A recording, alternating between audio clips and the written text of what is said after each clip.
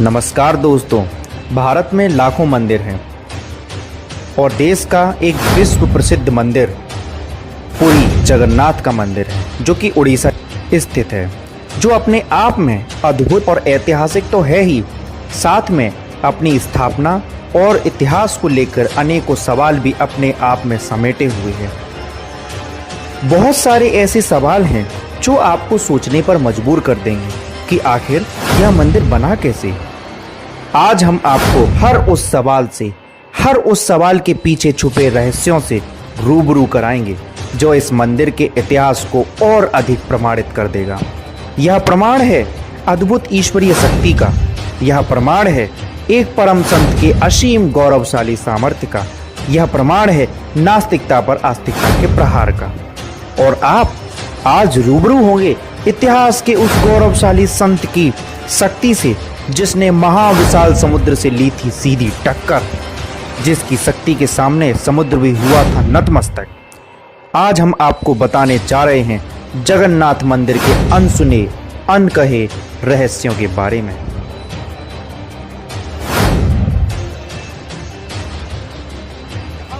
आप देख रहे हो कि कई हजारों नहीं लाखों की तादाद में श्रद्धालु जन अपनी आस्था को व्यक्त करने के लिए यहाँ पर आए हुए हैं। आज हम इसका इतिहास के उन पहलुओं पे चर्चा करते हैं कि जगन्नाथ मंदिर कैसे बना, क्या है इसका वास्तविक इतिहास, और कुछ ऐसे प्रश्नों को हम सवाल करेंगे। ऐसे प्रश्न आपके सामने आएंगे कि आखिर जगन्नाथ मंदिर में स्थापित मूर्तियों के हाथ और पैरों के पंजे क्यों नहीं है, आखिर जगन्नाथ मंदिर को 5 बार समुद्र ने क्यों तोड़ा, आखिर जगन्नाथ मंदिर के पास कबीर चबूतरा क्यों बना हुआ है, जो कबीर सारे जीवन मूर्ति पूजा के खिलाफ रहे, आखिर उनका चबूतरा इस मंदिर के पास बने होने के पीछे क्या रहस्य है, इसका क्या कारण है। उन सभी पहलुओं पर हम आज खुलकर आपके सामने लेकर आएंगे और उन श्रद्धालु जनों से भी आपकी रूबरू करवाएंगे जो इस मंदिर के बारे में अपना ध्यान बताते हैं, अपने इसके बारे में डिटेल बताते हैं। तो दोस्तों, हम जानते हैं कि जगन्नाथ मंदिर कहाँ से शुरू हुआ, जगन्नाथ मंदिर की स्थापना कैसे हुई। दोस्तों, आपने पढ़ा होगा इतिहास में कि जब श्री कृष्ण जी का अंतिम संस्कार किया गया था द्वारिका में, तो उनकी एक राय थी, एक मशवरा था कि मेरे शरीर की जो भी अस्थियां है उसको संदूक में डालकर समुद्र में जल प्रवाह कर दिया जाए। तब श्री पांडवों ने उनका अंतिम संस्कार करके उनकी अस्थियों को संदूक में डालकर कृष्ण जी की इच्छा से ही उसको समुद्र में जल प्रवाह कर दिया था। उसके बाद वो अस्थियां, वो संदूक बहता हुआ यहाँ पुरी तट पर आ गया था। उस समय पुरी का राजा इंद्रदमन के सपने में कृष्ण जी ने दर्शन दिया और कहा, सपने में आकर बोला कि इंद्रदमन, एक मंदिर मेरे नाम से आप बनवाओ, आपको मेरी कुछ अस्थियां यहाँ समुद्र किनारे पर मिलेगी। उसको सपने में वो बॉक्स दिखाया और वो जगह बताई जहाँ पर उस मंदिर का निर्माण करवाना था।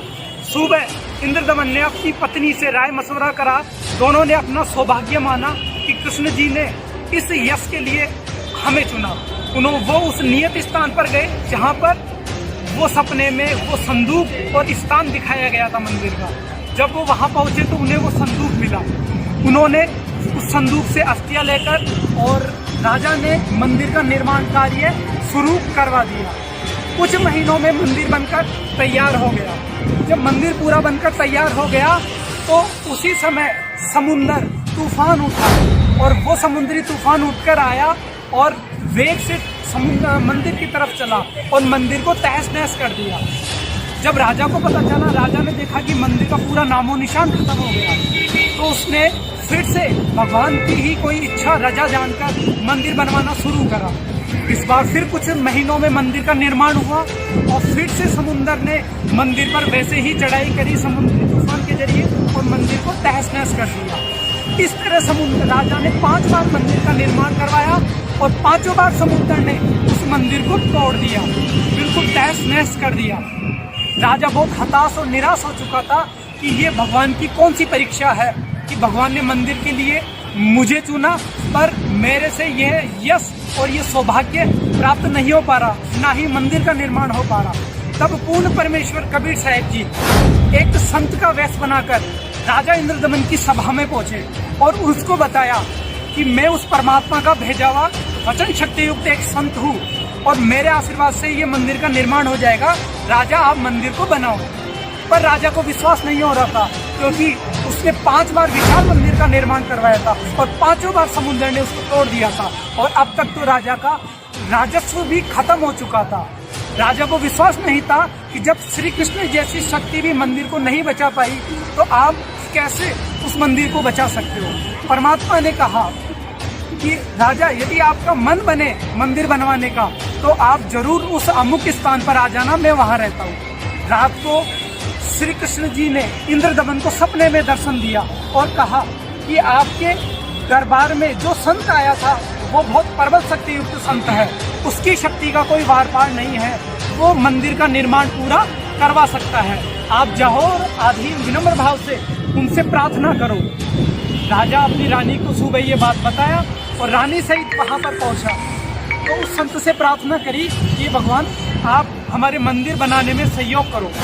और संत रूप में विराजमान पूर्ण परमेश्वर कबीर साहब जी ने कहा कि राजा जहाँ से समुद्र मंदिर को तोड़ने आता है वहाँ पर एक चबूतरा बनवाओ, मैं उस पर बैठकर प्रभु भक्ति करूंगा और मंदिर को बचाने के लिए प्रभु से याचना करूंगा। राजा ने वैसा ही किया। राजा ने उस स्थान पर चबूतरे का निर्माण करवा दिया। उस स्थान पर परमात्मा विराजमान हो गए। राजा, मुख्य पांडे, कुछ उनकी सेना, रानी, ये सब उस स्थान पे खड़े थे। तभी समुंदर तूफान उठा और कई 40-50 फुट ऊपर समुद्री तूफान मंदिर को तोड़ने के लिए तेजी से मंदिर की तरफ बढ़ा। तभी परमेश्वर कबीर साहब जी ने, जो संत रूप में चबूतरे पर विराजमान थे, उन्होंने आशीर्वाद वाला हाथ उस समुंदर की तरफ करा। समुंदर ऐसे खड़ा हो गया जैसे कोई पहाड़ खड़ा होता है। फिर उसके बाद समुंदर आगे नहीं बढ़ पाया। तब समुंदर धावन रूप में आकर और बाहर आकर प्रार्थना करी कि हे परमात्मा, हे दाता, आप मुझे आगे बढ़ने के लिए रास्ता दो, मैं आगे नहीं बढ़ पा रहा। तो परमात्मा ने कहा कि आपको कौन रोकता है, आप आगे बढ़े। तो उसने बोला कि आपकी शक्ति के आगे मैं आगे नहीं बढ़ पा रहा, मुझे ऐसा लग रहा है किसी ने बांध दिया है। तो परमात्मा ने कहा कि आप मंदिर को क्यों तोड़ना चाहते हो। तो समुद्र ने कहा कि त्रेता युग में कृष्ण जी के जो अवतार थे, राम जी थे, उन्होंने मुझे अग्निबाण दिखाकर काफी भला बुरा कहा था। उसी का मैं प्रतिशोध देने के लिए, कृष्ण अवतार से प्रतिशोध देने के लिए मैं बार बार इनके मंदिर को तोड़ रहा हूँ और ये मंदिर में नहीं बनने दूंगा। तो परमात्मा ने कहा कि जाओ तोड़ो, आपको किसने रोका है। पर उसने प्रार्थना करी कि मैं आपकी शक्ति के आगे नहीं बढ़ पा रहा। तो परमात्मा ने कहा कि आपने उससे प्रतिशोध तो ले लिया है, आपने कृष्ण जी की द्वारिका को डुबो रखा है। तब समुद्र ने कहा कि उसके द्वारिका को मैंने पूरा नहीं डुबोया है, अभी भी आधी बाकी रहती है। तब परमात्मा ने कहा कि जा उस शेष द्वारिका को भी निगल ले, पर ध्यान रखना उस यादगार को छोड़ देना जहाँ पर श्री कृष्ण जी की अंतिम संस्कार किया गया था, जहाँ पर उनकी समाधि है, ताकि आने वाले लोगों के लिए यह प्रमाण रहे कि कृष्ण जी की भी मृत्यु हुई थी। तब आज्ञा पाकर समुद्र वहां चला और संपूर्ण द्वारिका को, जो बची हुई द्वारिका थी, उसको डुबो लिया और उस यादगार को प्रमाण के रूप में छोड़ दिया। उसके बाद परमात्मा ने आदेश दिया कि इस मंदिर से, अब इस मंदिर की तरफ कभी भी आगे नहीं बढ़ना है तोड़ने की नियत से, और इस मंदिर से 1.5 किलोमीटर दूर चला जा। आज्ञा पाकर समुद्र उस मंदिर से 1.5 किलोमीटर दूर चला गया। आज भी यह प्रत्यक्ष प्रमाण है कि समुद्र उस मंदिर से 1 से 1.5 किलोमीटर की दूरी पर है। और जहाँ पर परमात्मा ने समुद्र को रोका था वो कबीर चबूतरा आज भी मंदिर में बना हुआ है। हम चल के आपको वो साइट भी दिखाएंगे जहाँ पर वो मंदिर बना हुआ है। उस कबीरपंथी संत से भी आपसे रूबरू करवाएंगे जो उस पे महंत रूप में वहाँ पर बैठा है। इसके अलावा हम यह भी सुनते आए हैं कि मंदिर में शुरू से छुआछूत नहीं है। आखिर इस रहस्य के पीछे क्या भेद है, इस कहानी के पीछे क्या यथार्थ है। जब राजा मंदिर बनवा रहा था कबीर साहब जी के आदेश से, तब नाथ परंपरा के एक संत राजा के दरबार में आए। उन्होंने कहा कि राजा मंदिर को बनवाओ, मंदिर बनवाने के बाद इसमें मूर्ति भी स्थापना करवाओ, क्योंकि बिना मूर्ति के मंदिर कैसे होगा। तब परमात्मा ने उनको, कृष्ण जी ने उनको सपने में यही कहा था कि मेरा मंदिर बनवाना, पर साथ में इस पे कोई मूर्ति पूजा नहीं होनी चाहिए, सिर्फ एक संत छोड़ देना जो गीता अनुसार वहाँ गीता का प्रचार करे उपदेश से, वहाँ कोई मूर्ति पूजा नहीं हो। अब राजा के सामने धर्म संकट था कि अब नाथ जी ने मूर्ति बनाने के लिए कहा।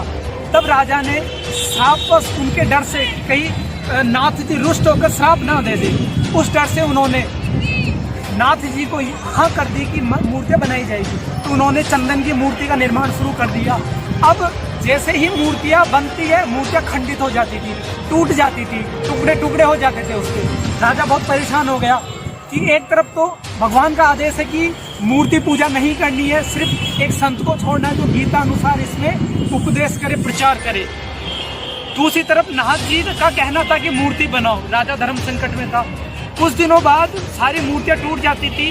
नाथ जी एक दिन मंदिर में आए, उन्होंने पूछा कि राजा मूर्तियां बनी? तो उन्होंने कहा कि मूर्ति का निर्माण चल रहा है।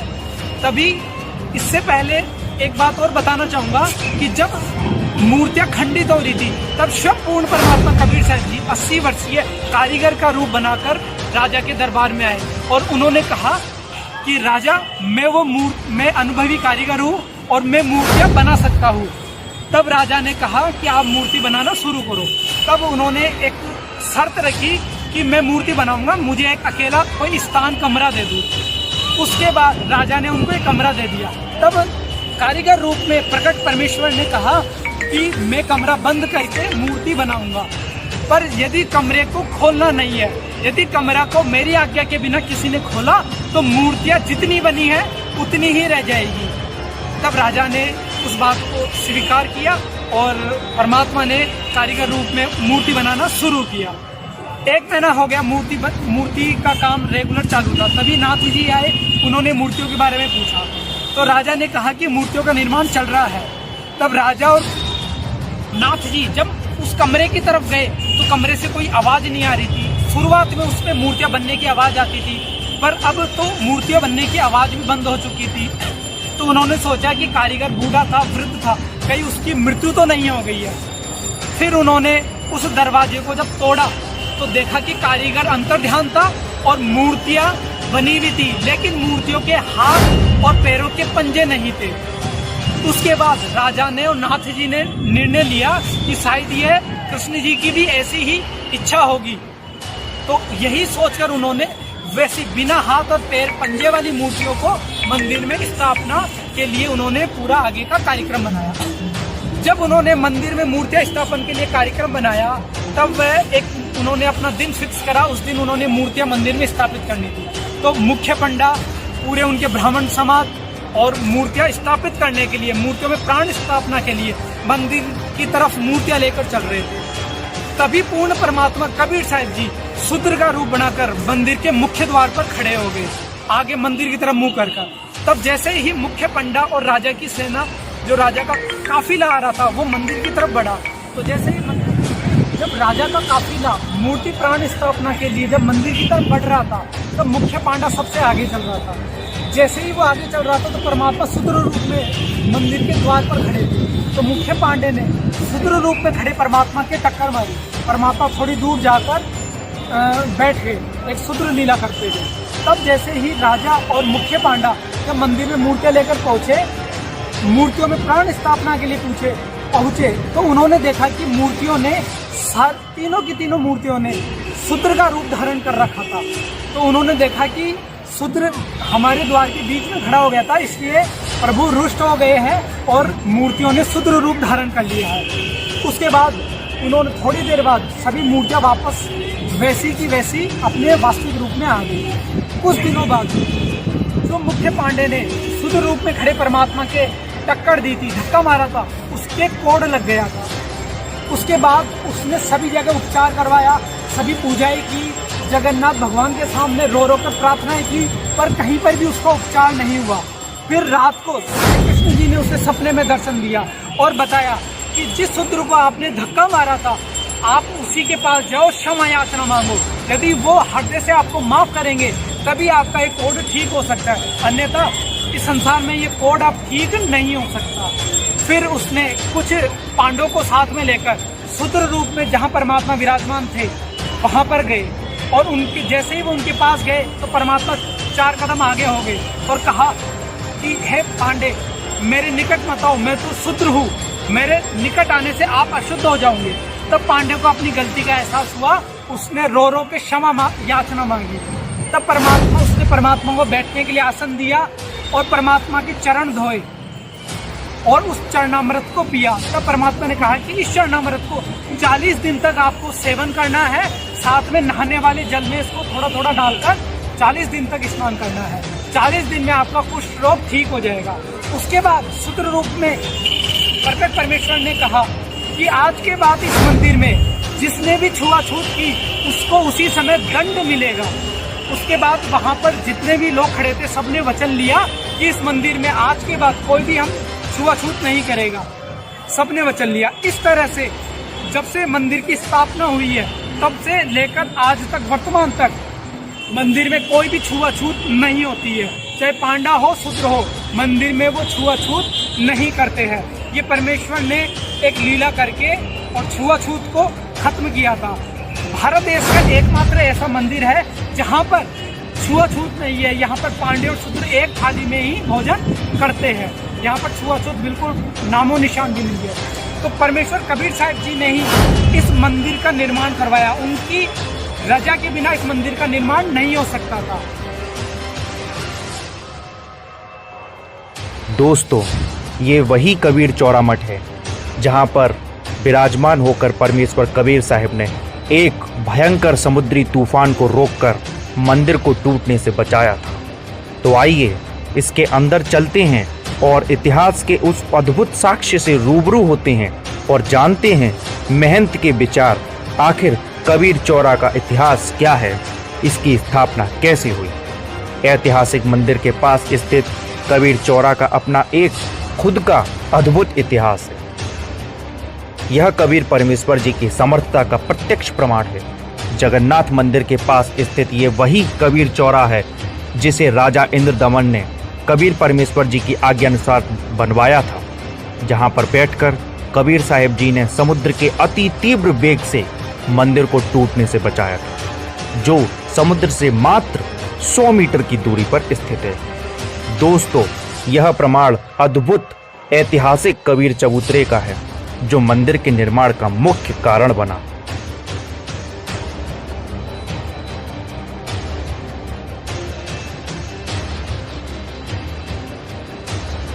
तो आइए जानते हैं कबीर चौरा में रहने वाले महंत के विचार, जो इसके निर्माण के बाद से ही पीढ़ी दर पीढ़ी यहाँ रह रहे हैं। आपको कबीर चबूतरे से वाले महंत जी से उनके क्या विचार है? नमस्कार साहेब बंदगी। आपका क्या नाम है जी? महंत लक्ष्मीधर दास। तो हम ये आपसे जानना चाहते हैं कि लोगों के आस्था का धाम जगन्नाथ धाम में, जगन्नाथ धाम के पास ये कबीर चबूतरा होने के पीछे का क्या कारण है? कारण है, जब जगन्नाथ मंदिर बन रहा था, मैंने आजकल का बात नहीं, हमारा गुरुदेव ने लिखे हैं किताब सत्य कबीर दर्शनामृत में, उसमें लिखे हैं जब जगन्नाथ मंदिर यहाँ निर्माण हो रहा था तब 387 चल रहा था ख्रीष्टाब्दी 387। जब गाड़ कर कमर तक बन जाता था मंदिर, तब समुद्र उसमें 50 साल से 100 साल लगता था कमर तक बनने के लिए। उसमें से क्या होता है, कुली कारीगर गुजर जाते, धन रत्न खत्म हो जाता। ऐसे में 6 बार समुद्र तोड़ दिया। अच्छा, समुद्र मंदिर को बार बार क्यों तोड़ रहा था, इसका क्या कारण?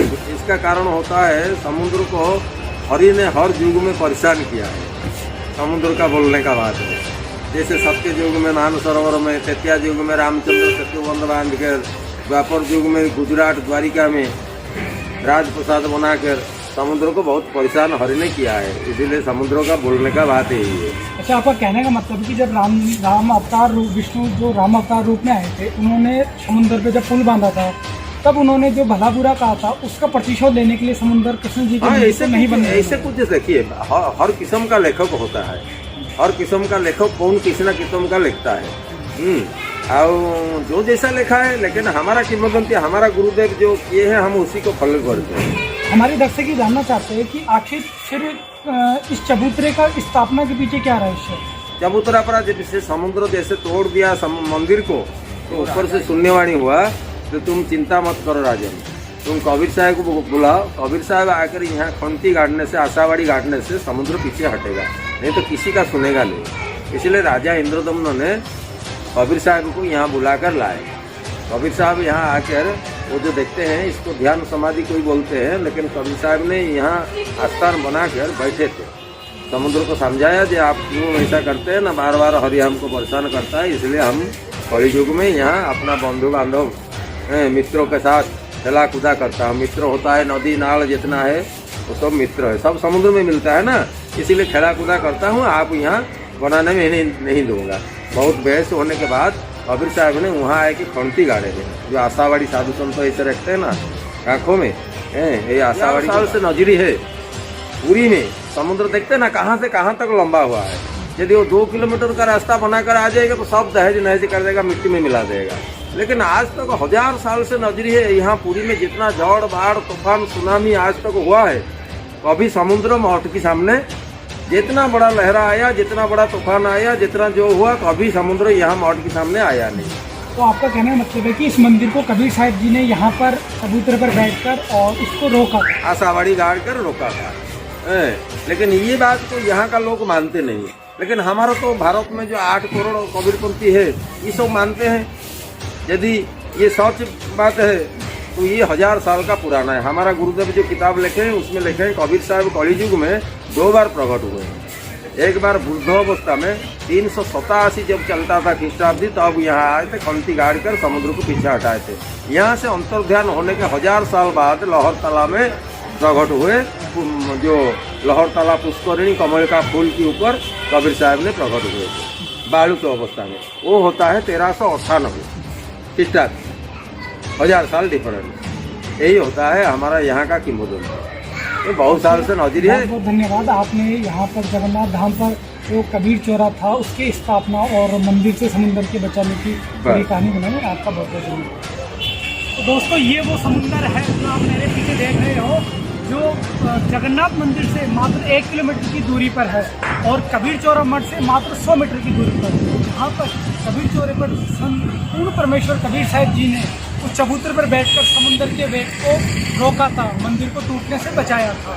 तो ये वो जो मेरे पीछे आप देख रहे हो, ये विशाल जो समुंदर है, आज परमात्मा की कबीर साहब जी की ही रजा से, मेहर से उस मंदिर की स्थापना हुई। तो कबीर साहब जी ने राजा इंद्रदमन को यही कहा था कि जब आप मंदिर स्थापना करो तो उस मंदिर में कोई मूर्ति पूजा नहीं होनी चाहिए, बल्कि वहाँ पर एक संत को बिठाओ जो गीता अनुसार वहाँ पर ज्ञान प्रचार करे। तो हम जानते हैं आखिर मंदिर की क्या मान्यताएं हैं और क्या उसके रहस्य है। नमस्कार सर, कहाँ से हो आप? थोड़ा यहाँ से हो, लोकल लोग। अच्छा, यहाँ के स्थानीय निवासी हो। तो हम आपसे ही जानना चाहेंगे कि जो जगन्नाथ मंदिर है यहाँ पर शुरू से छुआछूत नहीं है, ऐसा सुनने में आता है, आखिर इसके पीछे क्या रहस्य है? ये रहस्य है, ये अधर कोई भी मानता नहीं है छुआछूती का, जो जगन्नाथ का है ना, वो जगन्नाथ को समझ। अच्छा, हम ये भी सुनते आए हैं कि समुद्र ने 5 बार जगन्नाथ के मंदिर को तोड़ा था, आखिर इसके पीछे क्या रहस्य है? वही जगन्नाथ का बोल रहा हूँ, वही जगन्नाथ का रहस्य है। वो कोई भी मालूम नहीं है, जो पानी आएगा, पानी नीचे ज़्यादा रहेगा, वो जगन्नाथ का ये पता नहीं है। ठीक है, नमस्कार। इनका कहना है कि ये जगन्नाथ भगवान की लीला है, ये जगन्नाथ भगवान की दया है कि समुद्र ने उसको बार बार तोड़ा और बार बार उसको राजा ने बनवाया था। और यहाँ पर इनका कहना है स्थानीय निवासियों का कि यहाँ पर छुआछूत शुरू से नहीं है, ये भी कोई जगन्नाथ भगवान की ही लीला है।